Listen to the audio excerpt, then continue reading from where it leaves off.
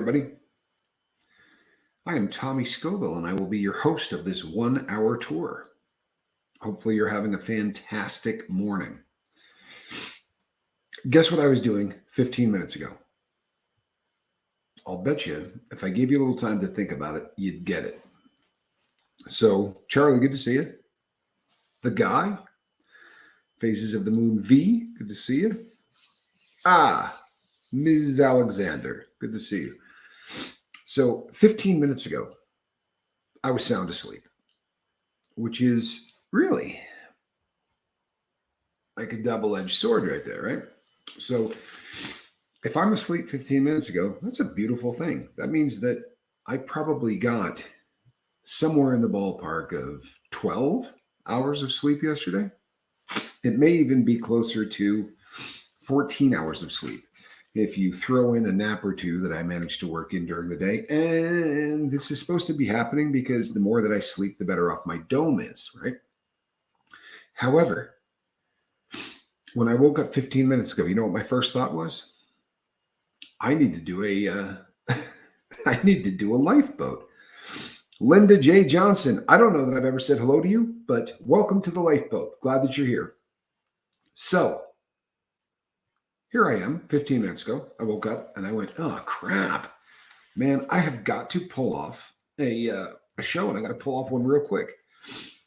Let's see. Tina Killany. Nice to see you, Tina. Welcome to the boat. Not sure if I've welcomed you either. You know, I very well may have, because my brain is like mush. But I don't feel like I have. So welcome to the boat. And if I've welcomed you more than once, well, then just double up on the welcome. You got the twofer. That's always a nice thing. So I can put up something that says off script Wednesday, right? We do great on off script days. I just come out here and we shoot the breeze. Blake, good to see you. And then we just talk, and I can squirrel off all over the place. It doesn't matter what direction I go in. And those are really fun. Those are really fun videos. So there's some of the best videos I do, I think, are off script videos. Full of hope. Glad you're here. But I woke up this morning and I had some emails and I had some messages, and I do every day. That's not like that's a real shocker, but I had some that talked about last night, and the overwhelming response to last night's show was great. A lot of people really were into the show that I did last night. For real, the vast majority of you really dug it. So that's cool. I love it when people like the show, you know? Hold on, people. But I think that sometimes I do shows, and if you put 9 people in a room and you said, when this is over, I want you to evaluate what Tommy talked about, and I want you to write down what you got out of it and, you know, what it meant to you. 9 of the individuals would come up with 9 things that are so far apart in what they wrote that if you went and picked it up from every one of them, you'd go, they weren't watching the same show. Maybe they went on the lifeboat and watched one from a month ago, or they went on the lifeboat and watched one from the first season, but there's no chance that these 9 people all saw the same show. Doesn't make any sense at all. So when those things happen, sometimes that's good. Right? I go to church, and there are times I go to church, and when the minister's done talking, I think, holy hell, like that dude was talking just to me. I guarantee you he was talking just to me, and he was talking just to me because of this, and this, right? These things I got going on in my life. And sitting on the other side of the church in a different chair is a guy thinking, man, he wrote that puppy for me because of this and this that I've got going on in my life. And they would be so far away from one another. So I guess the point I'm making is, if the show reaches people in a bunch of different ways, I guess it doesn't matter much, right? It doesn't matter if everybody takes a slightly different thought process to what I'm saying. As long as everybody feels like they're getting something out of it, then that's a really good thing, yeah? Okay. But what if all of the people get something out of it that's so far from what you thought you were trying to talk about that maybe you start questioning whether, you know, you're doing a crappy job as a communicator? And let's be really honest, we're closing in on 1,000 videos, right? And we don't make 4-minute videos. We don't do shorts. We do 1-hour shows. So if you do 1,000 of them, a lot of them are going to suck. And a lot of them are going to be really good in terms of information. I get some great information out, right? And I did a really decent job, getting what I wanted out of my head and onto the page, so to speak. Getting it out into the ether, me speaking. And then sometimes I can get all of that out, but it doesn't get the point across that I wanted to make. And for that usually makes me feel like I'm not doing a good job. And it may be it may be only in my head, which could very well be the case. But I think why this is happening. So what we're going to talk about today is communication. And this is, good morning, Patrick. This is an odd thing. It is. Because as a public speaker, I'm a communicator, right? My job is to communicate a series of facts or a series of emotions or a series of stories that are supposed to evoke something in everybody. And hopefully it's a message, although it may ring a little different to you and it might ring a little different to you, it is still going to be a cohesive message that is about one thing. If I'm talking about the opioid epidemic and, the number of people who are dying, everybody can take a different part of that. They can go, oh, there's so many kids that are passing away from this. And some people can go political and say, if they took care of the beast from the east, this wouldn't be happening. And then there will be other people that say, if the border was, beefed up. So everybody's got kind of a different thing, but the subject matter got across. Yeah. Okay. When you're a public speaker, and you're doing it in person, this may sound crazy, but it's the truth, and you're doing it in person, well, then I can communicate with people in person a whole lot different than I can via a podcast. Because when I do a podcast, there are entire ways that I communicate that I can't do, right? And you communicate whether you want to or not. I think this is something that most people miss when we start talking about communication. And I think that communication is a skill, right? And it's a skill that less people have than any other skill that we need as human beings. What we are worst at on this planet is communication. We suck at it. As a rule of thumb, as a society, we suck. And we are progressively getting worse. Make no mistake. We are getting worse every single day at communication. And you say, well, why would that be? Kathy, good to see you. I don't know that I've ever had a chance to say hello to you, Kathy, but I'm glad that you're here. Welcome to the boat. This thing right here, right? Not the lifeboat part, the phone. This bad boy right here is the enemy of communication. And it's really funny because when they first put one of these in our hands, what did we think? Holy hell. I'll be able to communicate with people on the entire planet, right? It doesn't matter whether you're from London or you're from Scotland or Ireland or you're from, New Zealand or Australia or the Philippines or South America. The last time I looked, the lifeboat had crew members in like 37 different places, right? It's 37 different countries. We have them in millions of places, right? They're all over the place. Just in the US, I think we've got almost every state covered.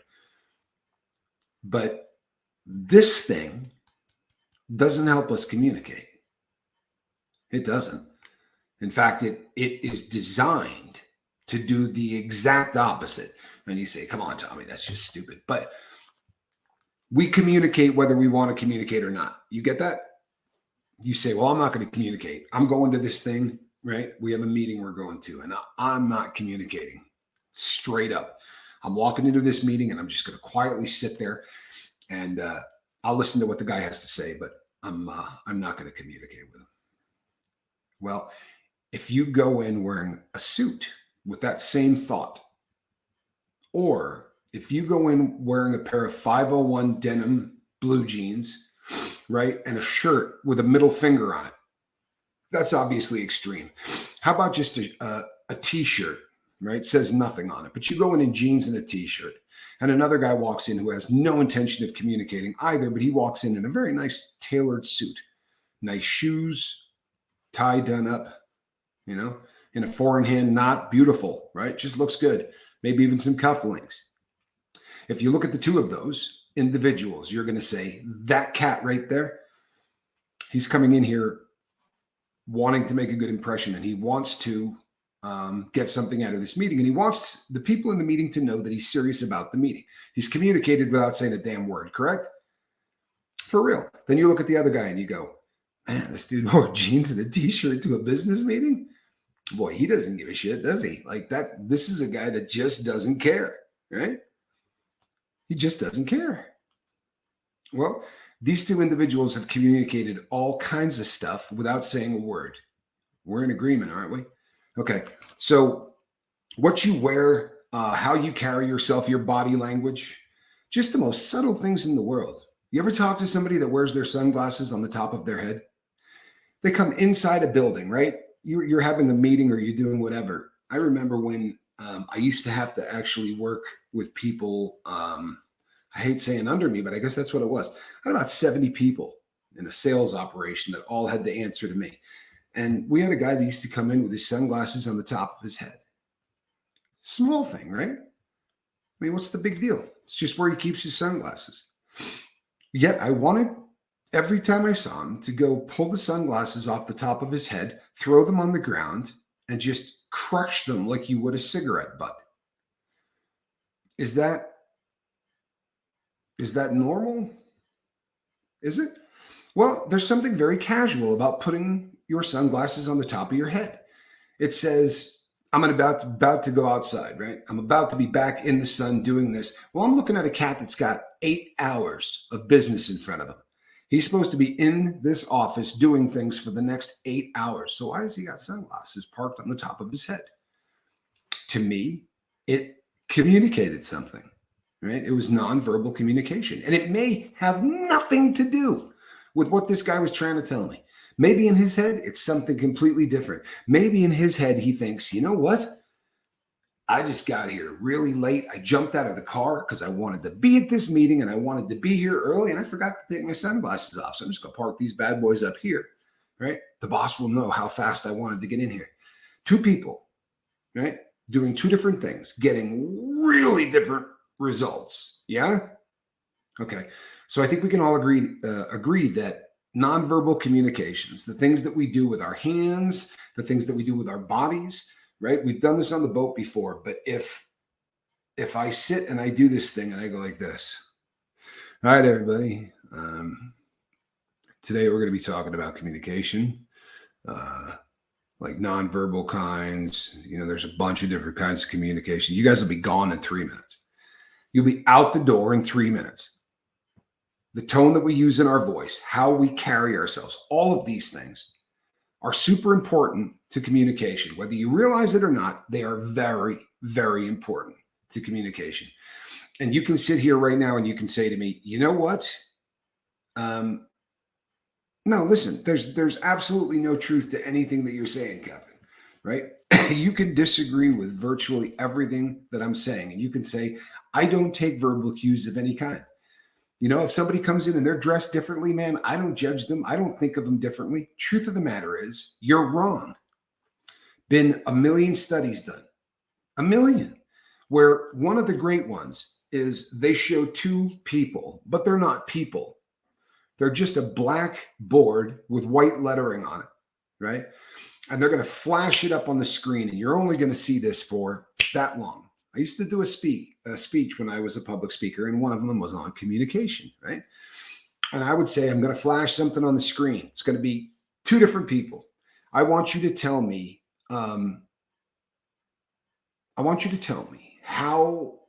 which one of these two people would you be more comfortable with? Or do you think you like better, whatever, however you want to word it? And the thing flashes up, right? And on the top of the first one, we can call that one A. It says angry. It's the first thing that's written on the top. It's just a series of about 5 words, descriptive terms. The other one, right, says happy on the top, right? That's B. Everybody in the room, almost to a person, says B, right? B is definitely the person we like more. Now we flash them back up on the screen and we leave them there, right? And every one of them says the exact same thing, right? There is no difference in the lettering and the wording on any of these two placards. The difference is which one you saw first, right? They're written the exact same thing. There's angry on the other one as well. It's just not the first thing that you see. So we make a first appearance with people. And whether you think that's important to you or not, I can absolutely assure you that it is. And sadly, there have been studies done that says your first impression, you don't change it. And you say, that's not true, man. I hated you, Tommy. The first time I showed up here, I thought you were just an absolute jackass. And now I come here every day and I'm actually happy about it, right? It happens. It happens where people do change their opinion of somebody. You know how often it happens? 30% of the time. I don't know if you've ever spent any time gambling, but you give me any casino game and you give me 70% in my favor and 30% in the house, and I will go in there and I will win more money than you can possibly imagine, right? In one day. It doesn't take much to really skew something, and 70% is massive. So 7 out of 10 people are going to look at you in the first couple of seconds and go, I don't like that dude. I don't like that dude. Why? I don't know. Maybe he had his sunglasses on his head, right? Stupid, isn't it? But something causes you to have a first impression. One of them is this. If I do this, right? If I go like this and I stare at that and I lock in to that camera and I don't take my eyes off of it for any reason, it's going to start to feel like I'm staring at you. Yeah? Okay. In real communication, if we're in one-on-one, 3 seconds is about as long as you want to actually make eye contact with somebody that you've never met, right? Why? Because if you stare at someone's eyes like this and you do not break eye contact for any reason, right? You're trying not to blink. What are you communicating to that person? Well, you're only communicating one of a couple of things. And one of them is, I'd kind of like to sleep with you, right? For real. This is scientific. I'm not being funny. The two cues that you're going to get are this person, there's something, this person is interested in me in a way that's not healthy, right? Okay. The second thing that it does, anything over 3 seconds, is everybody else in the room thinks you're pissed off at the person, right? They think you're angry. So you're either wanting to hump their leg or beat the hell out of them. And if you're doing this at a business meeting setting or anything else, now there's a first opinion for everybody else in the room as well. I don't know what's going on, but Tommy is pissed at that dude. Glad I'm not him. In fact, I'm not even talking to that dude anymore, right? Stay away from him. It's pretty obvious the captain hates him. Little subtle things, right? Very, very small, subtle things. Why am I telling you all this? Because I can't do any of them. I can't do any of them. So everything that I was trained for my entire life to do as a communicator, I got to ball that up, throw it in the trash, and come up with a new way to communicate. That's pretty wild if you think about it, isn't it? So I've got to come up with a way to try to get my point across to, on a good day, about 250 people. And all of these 250 people are coming into this with a much different mindset as the rest of them. Speaking of which, hey, Snotface, good to see you. Glad that you're here. So, good morning, Rick.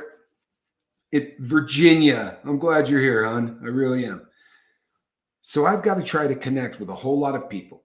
And yeah, it's okay. A little late works. I got to try to communicate to a lot of people, maybe even a couple of hundred. And I need to try to connect and relate to those 100 people. Okay. This creates other problems, right?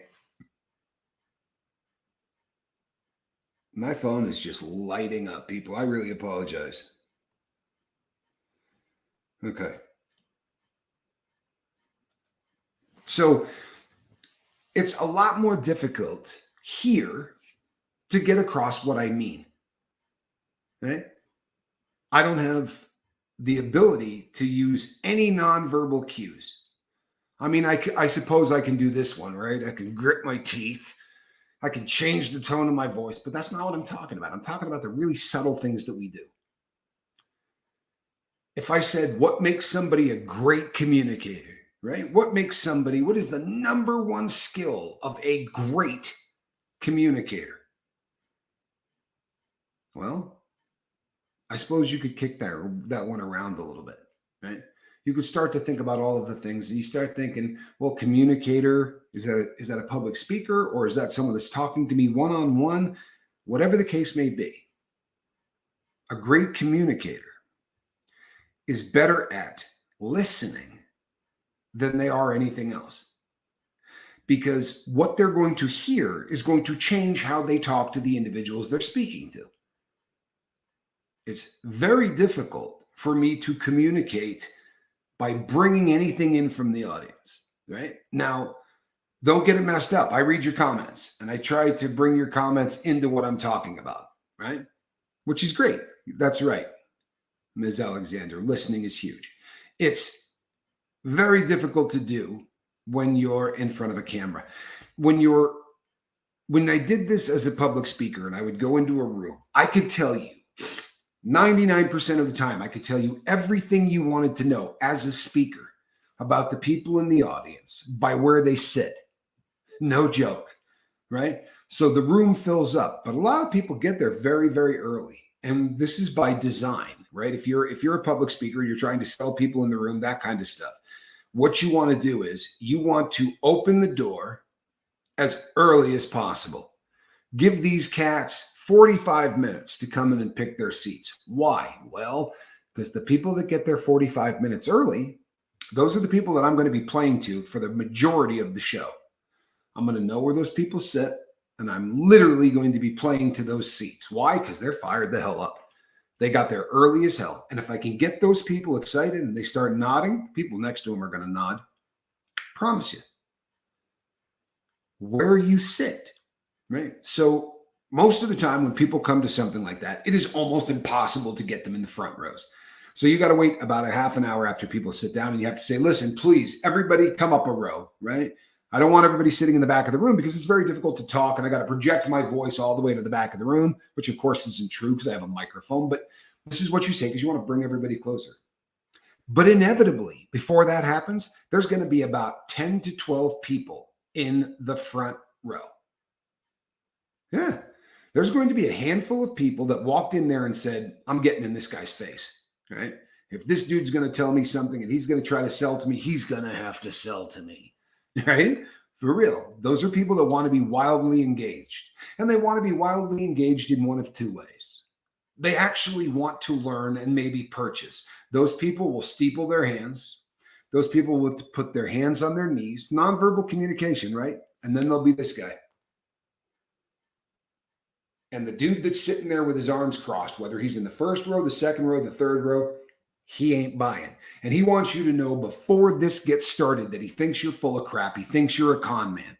And you have 1 hour and 45 minutes to convince him that you're not. You know, just the most negative people in the whole world. So how do you deal with it, right? Well, now I know, right? I know. I can see all of the people with crossed arms. Now, the first thing you got to do is slap that guy in the face because you actually want him to pay attention. So it really is something. Speaking in front of people is hard for most people, but once you kind of get some training, it's not that a little bit in the beginning, but it's not that hard a thing to do. I promise you, it's not. But you know, the first thing I used to do all the time, I'd say, look around. Right? Look at everybody in the room. You're going to see some people that are really happy to be here. You're going to see some people that are a little apprehensive, right? They're not leaning forward. They're not crossing their arms, but they're kind of leaned back all the way in the chair like, I don't know, right? But how about those people that are crossed their arms? You know the type I'm talking about, right? Doesn't matter what I say here today. If I said, here's the business proposal, I got a sack of money, you just have to carry it home. Guy'd be going, Thing looks like it weighs 110 pounds, man. I got to carry that crap all the way to my car. There's not going to be anybody that's going to help me. Within 5 seconds, there will be nobody left in that room crossing their arms, right? Because I just shamed them out of it.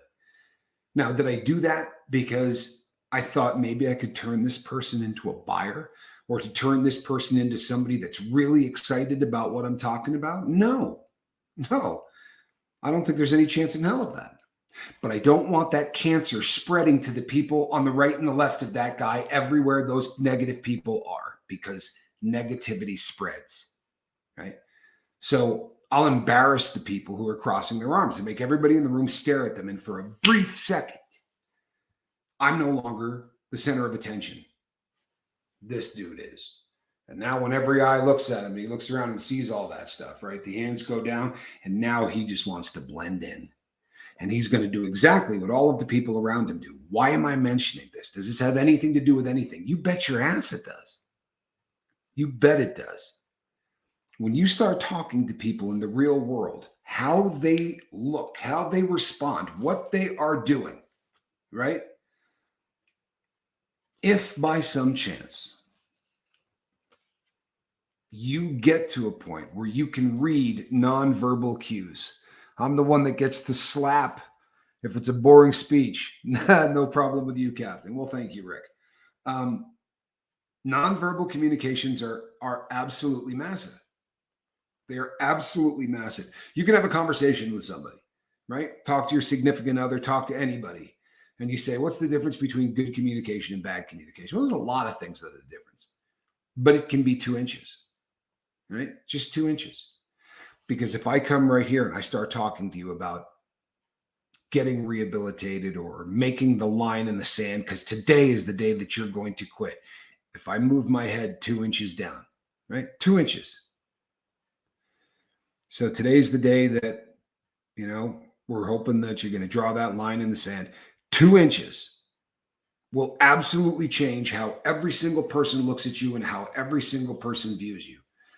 All of this stuff used to be the bread and butter of what I did for a living.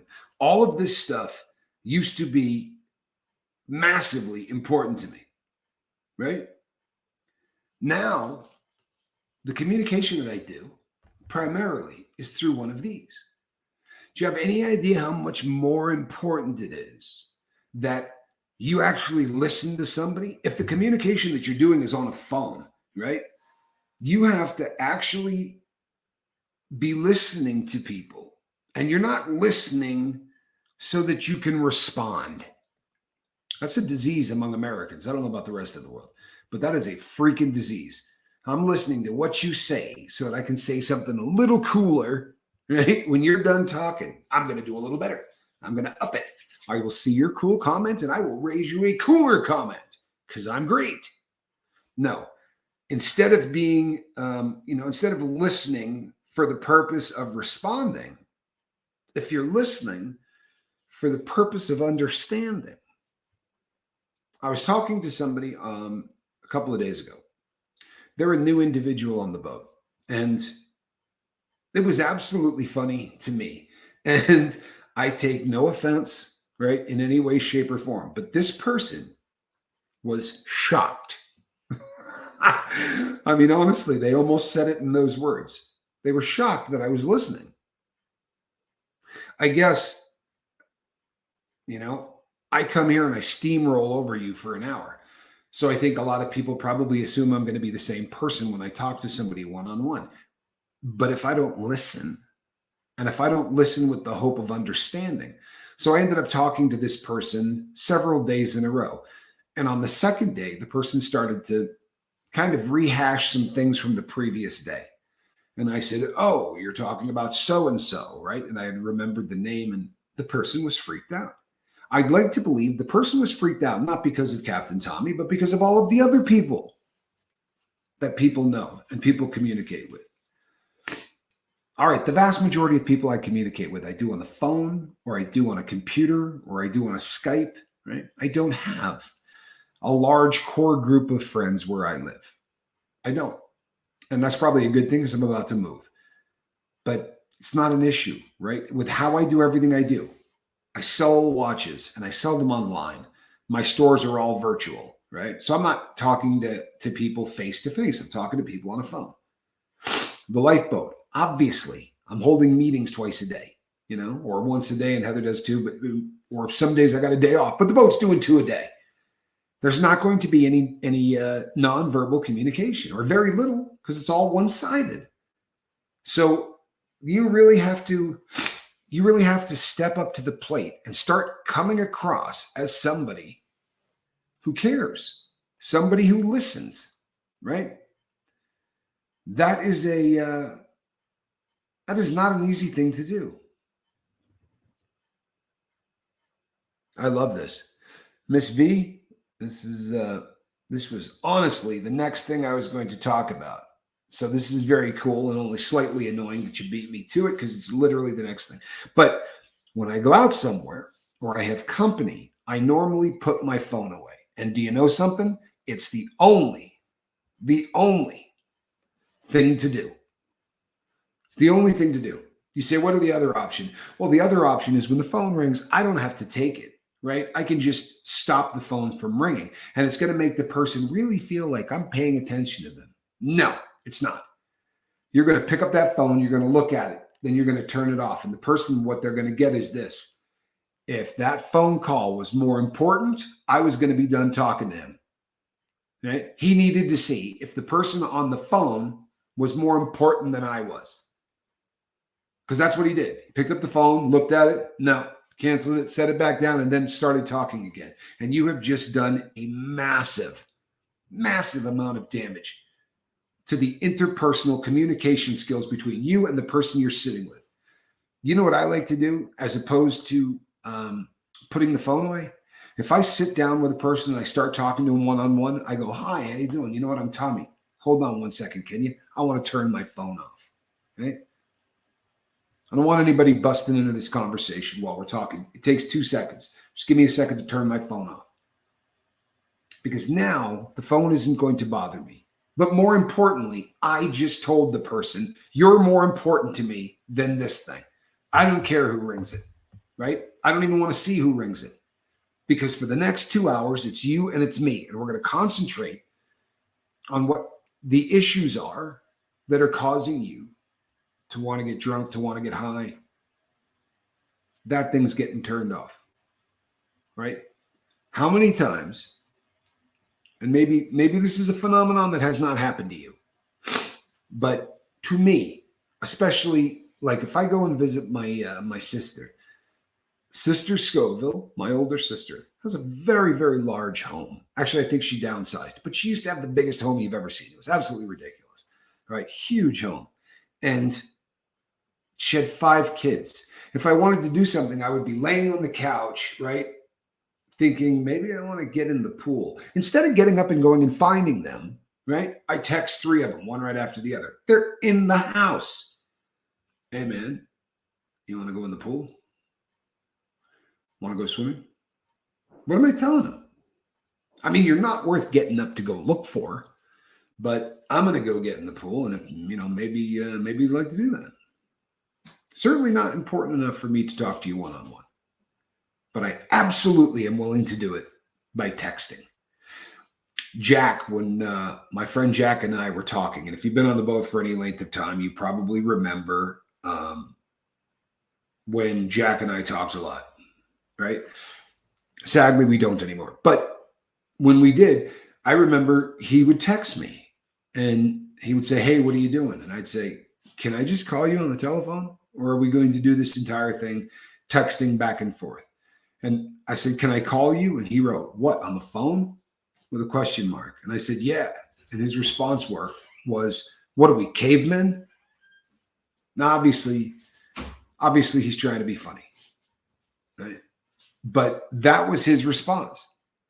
Like that form of communication where you actually talk to someone, right?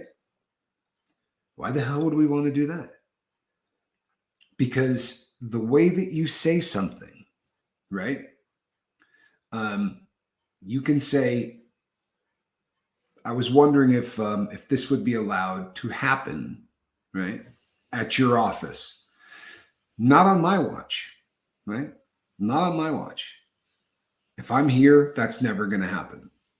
It's what it sounds like when you text it. But if you get a person on the phone and you go, not on my watch, while I'm here, that's never going to happen. Same words, right? Shouldn't they mean the exact same thing? They don't, do they? I've talked many times about the fact that when you say to somebody,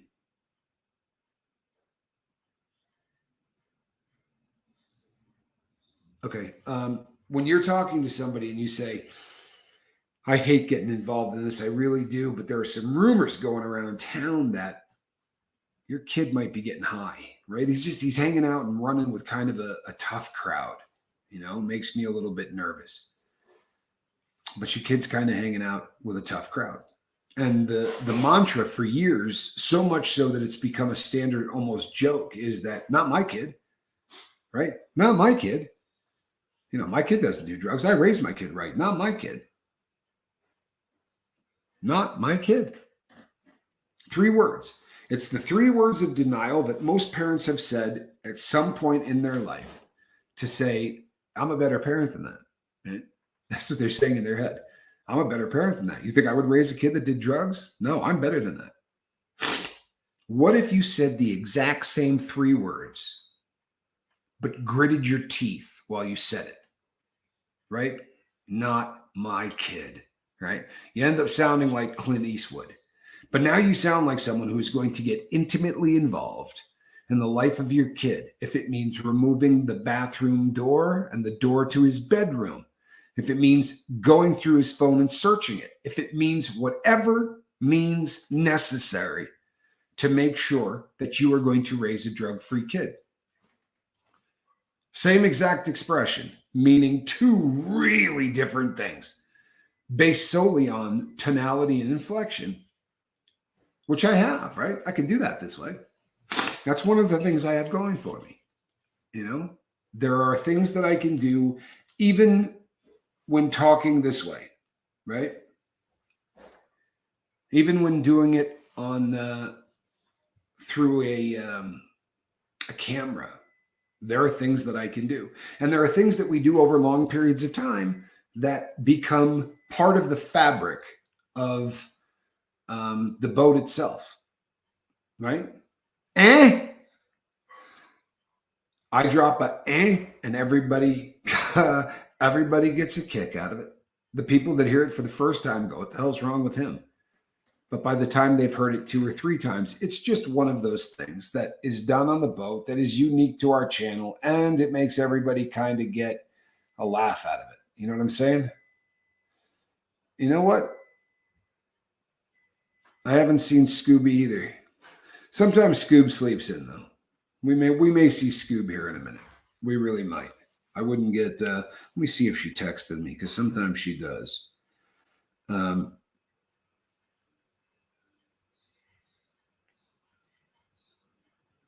In fact, no.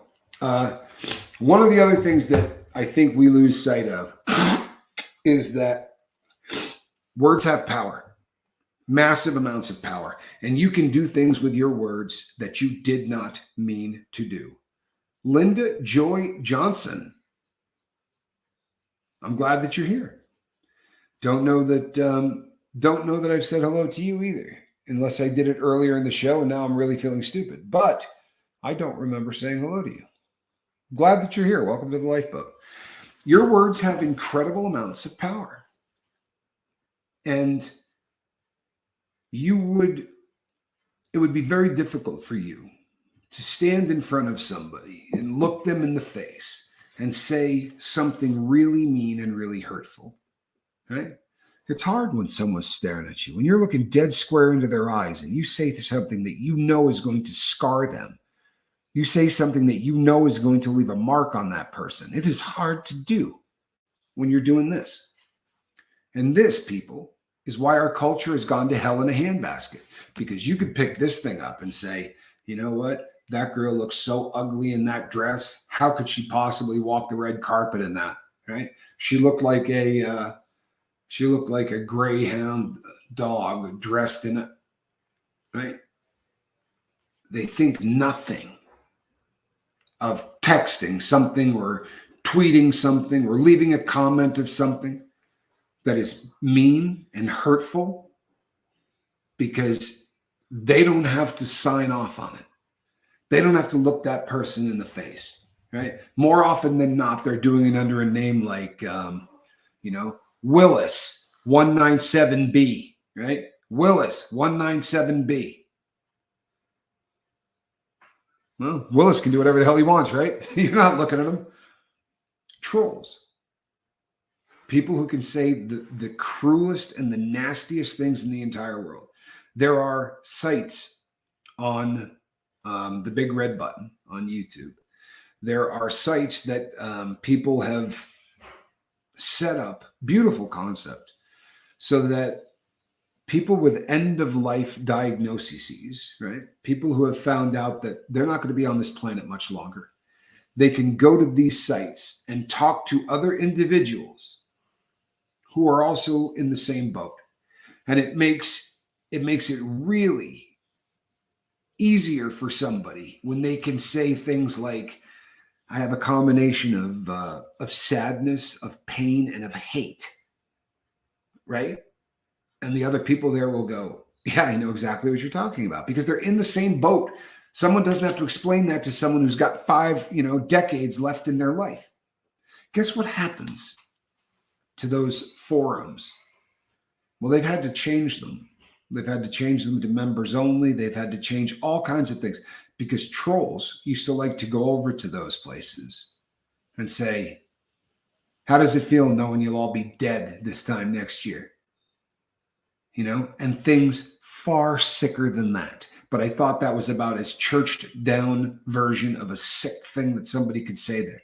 They talk about how certain body parts have been cut off and, must be a bummer. I have to believe that those sick individuals, right? Those viciously sick individuals would never walk into a room of 40 people who have an end of life diagnosis and say something hateful like that. The anonymity that this thing gives people makes them bulletproof, right? Makes them tough. Makes them really tough. They'll go out there and talk all kinds of crap. Man, I would beat the hell out of that dude. I'd love to meet him in a fist fight. Yeah, pretty easy to say from 4,000 miles away and hiding behind a keyboard. You understand the point that I'm making? The point I'm making is that words have the power. They have the power to anger. They have the power to praise. They have the power to lift up. They have the power to burden. And they have the power, whether those words are spoken or written or tweeted. We have had to become a society. Start of 11 days, no booze today. Thank you, Boat. Good positive space. Patrick, couldn't be happier, man, that you're at 11 days. Pop that out real quick. 11 days, Patrick. Well done, my friend. Couple of more, right? We're going to hit that 2-week mark. Once you get past that second week, now we start talking about weeks, right? And then we go to months, and it gets very, very exciting from that point on. Buddha Davis, love you too, brother. Glad that you're here. Buddha's getting close, people. He's getting really, really close to that target that he's doing for MAT. Really happy about that. Really, really happy about that. Blake, I feel the same way. Congratulations, Patrick. That's just amazing. Full of Hope says, or they have the power to ghost. She makes a great point. It is very, very easy for someone to simply disengage, right?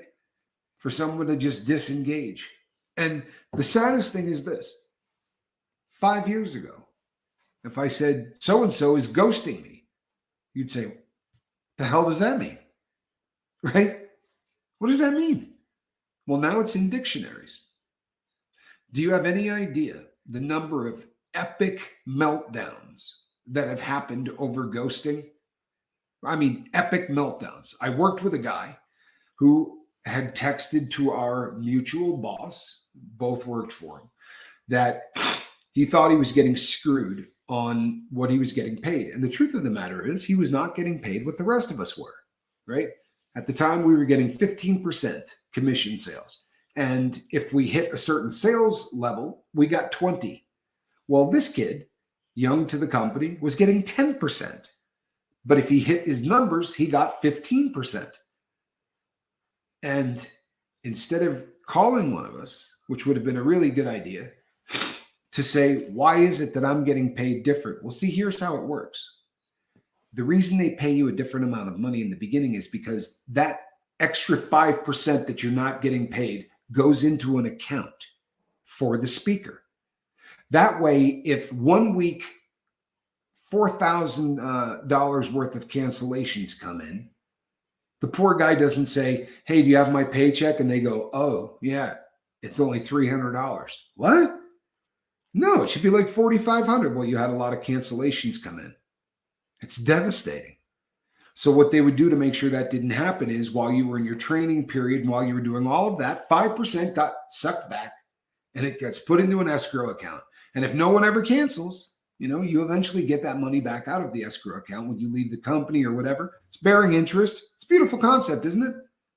He could have called any one of the speakers and said, do you realize that this guy is not paying me?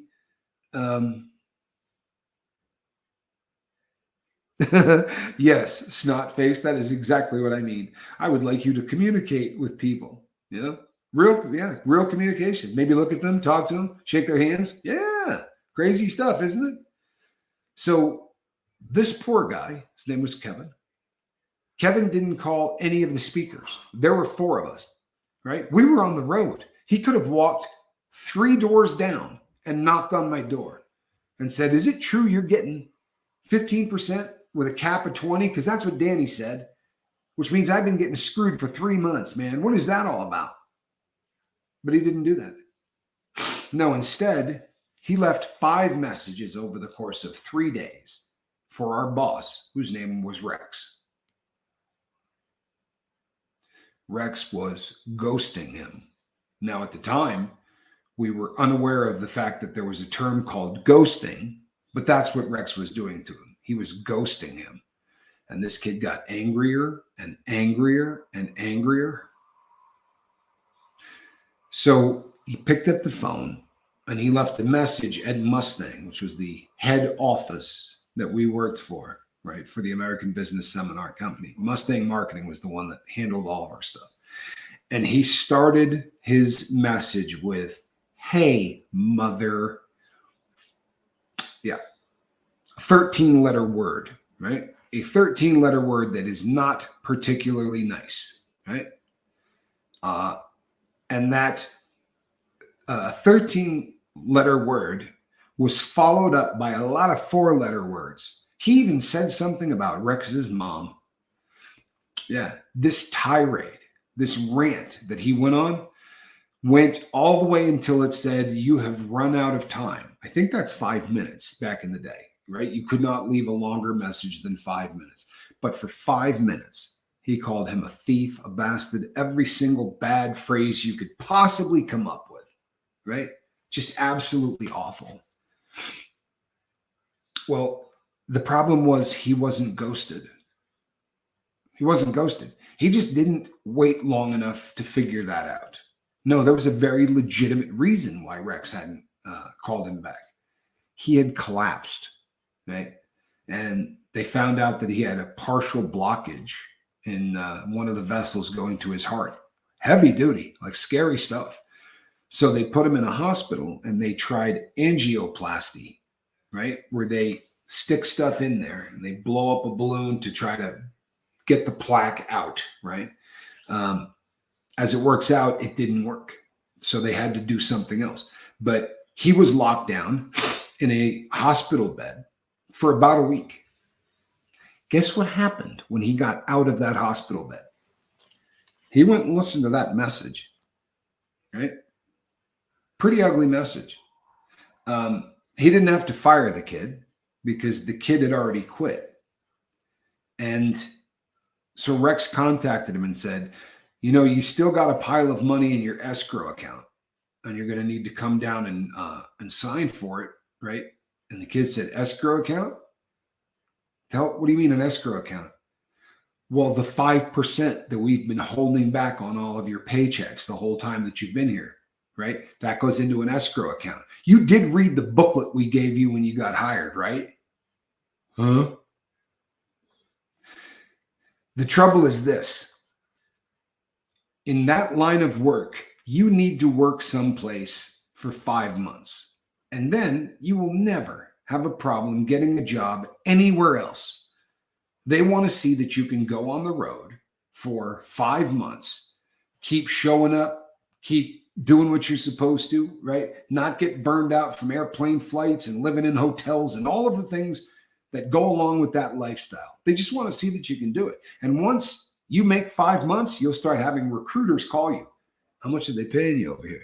I could bump that up to 17%. And we're putting about 2,000 people on average in every single room. Would you like to make a lot more money? Huh? Bummer. So he went in and he apologized and said, Rex, man, I had no idea. You know what I mean? I thought you were screwing me.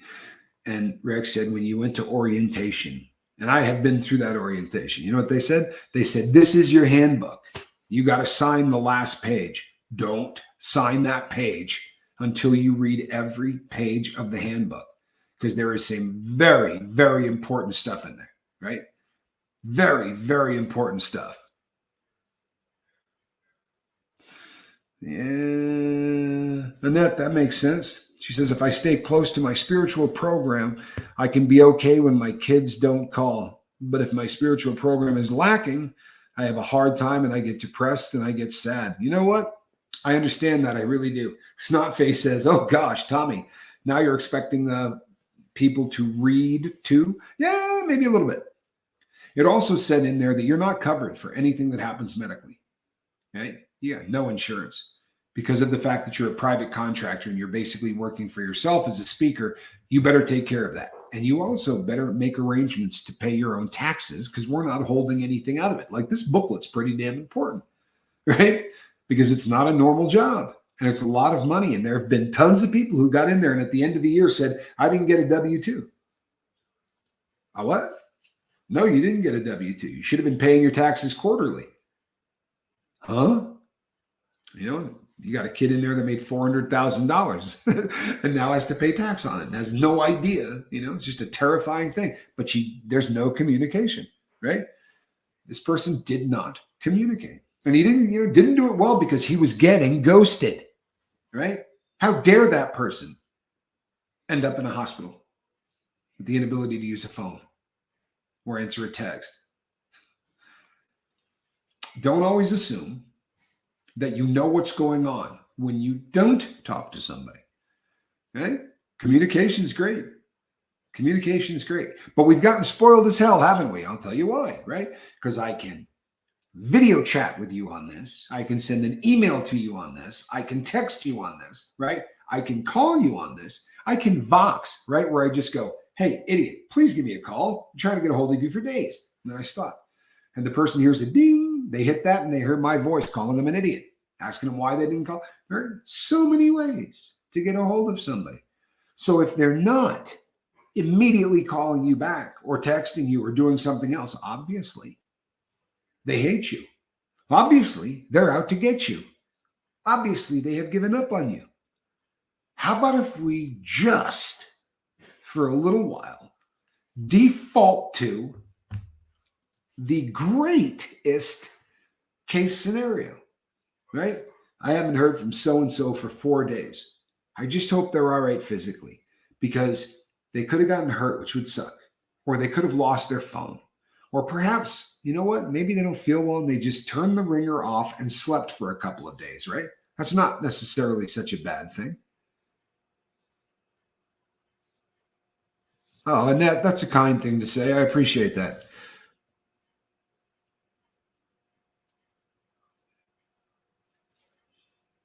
Phone calls are actually a microaggression. I'm putting that one up, people. Did you see this? Did you see this? The younger generation thinks that phone calls are actually a microaggression because everything should just be written, right? Everything should just be written. Of course, you better know how to use the damn emoji, because what if you hit the wrong emoji? Right? What if the little guy you send over, you tried to do a smiling face, but you hit the wrong one? They're like this big and there's all a line of them. And the one that you sent over, the little guy is gritting his teeth. That person may turn around and walk away, right? That person may say, I'm not talking to them ever again. Why? You should have seen the emoji they sent me. They sent me a small cartoon guy on my phone. Obviously, this person hates me. Right? Obvious to me. I know what's going on. Right? How dare they? How dare they? Yeah. Yeah. Or if you show up in our country, if you show up and you're wearing a shirt that has the American flag on it, right? Yeah, you're wearing a shirt with the American flag on it. You know, the crazy thing is that when I was growing up, like that's what everybody did, right? You know, that was a big deal. The American flag got put onto a lot of t-shirts, even used to get put on the pants, right? It was just a very, very popular thing to see the stars and stripes. But see, this new generation has said that the flag is racist. The flag is racist. And that somehow now it belongs to the previous president. I got news for you. It doesn't belong to anybody. But if we allow people to hijack our communication, then we really are no better off than the protagonist, right? Winston from 1984. Newspeak. We're going to take a word that means something and we're going to change it to mean something else. No, not for me. You're not. Not going to happen. It's why I would really rather communicate with somebody this way. I'd really rather talk to somebody. Linda Joy Johnson says, man, this is so good. I'm guilty of texting before talking. I must do better. You know what? I love it when people admit things. I really do. It's good for you. It's good for the soul. And you know something? Listen to this. Oh, man, this is so good because I'm guilty of texting before I talk. I must do better, right? You read it that way. Or you go, oh, man, right? A little bit of inflection changes the entire message, right? Just how you word things and how you speak things. Well, I got news for you. I don't know how to make an emoji look happy or giggly or sad. I guess if I'm smart enough, right, I can make my text message by the use of certain things. I swear to you, man, I used to just text with my cap lock on. Why? Because I don't see very well, right? It's a difficult thing for me. So if I put cap lock on, everything looks bigger and I can see it. And I had this person send me back something that said, how dare you scream at me? What? When the hell did I even talk to you? Right? Have we met in person? I screamed at you. Why don't you explain that to me? What's with the capital letters? I said, oh my Lord, man. Oh my Lord. Right? What world did I end up in? May I suggest that we get back to good old-fashioned connection, right? Last night, I did a show, and I think it was a pretty good one. And it was about reprogramming the striatum, right? It's about reprogramming the striatum so that when something happens, right, a switch gets thrown automatically, right? This happens, I do this. This happens, I do this. This happens, I do this. Same thing all the time. Well, may I make a suggestion? When this thing rings and you're with somebody, you need a new program, right? Don't look at the phone. Don't do anything.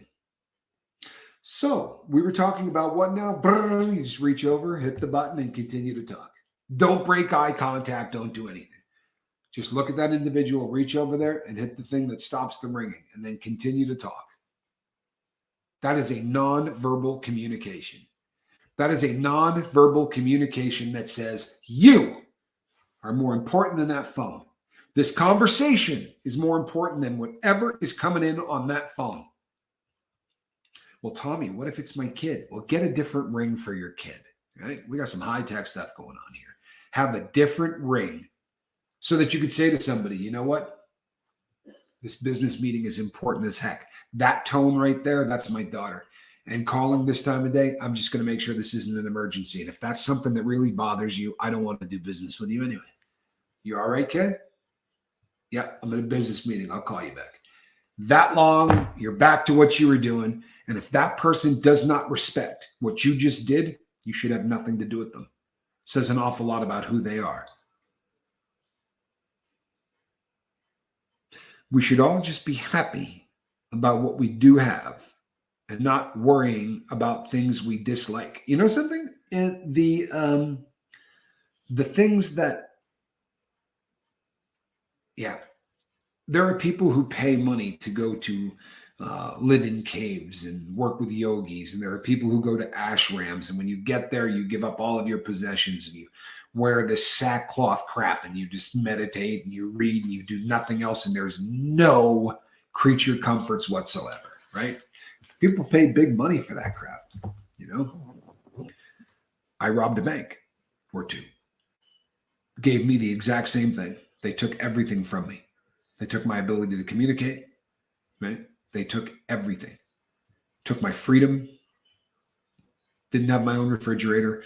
Didn't have a bathroom that had privacy, right? Just a commode in a room with another man. Great way to live. But I'll tell you something. When everything was stripped away from me, but what really mattered, it changed my life. It did. It was a very good thing for me. It's a hard thing to do on the street. It really is. Because every app is meant to do what? Every single app. There's not an app out there that is not made to do one thing. Make life easier.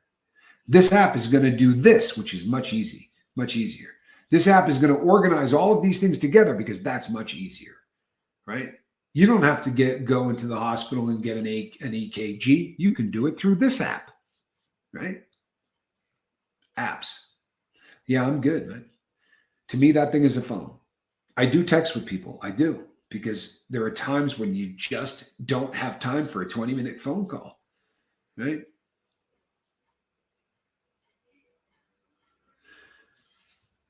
What it comes down to, people.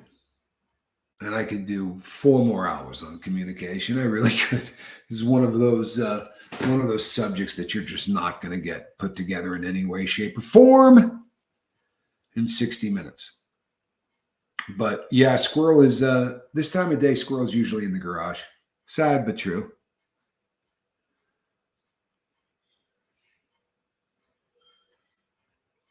Snot face. That's kind. I hope you have a great morning. All right, peeps. This brings us to the end of the day and the end of the morning. Squirrel Nut Zipper is in the garage, ridding it of rodents. This is what she does in this time of the day. Kind of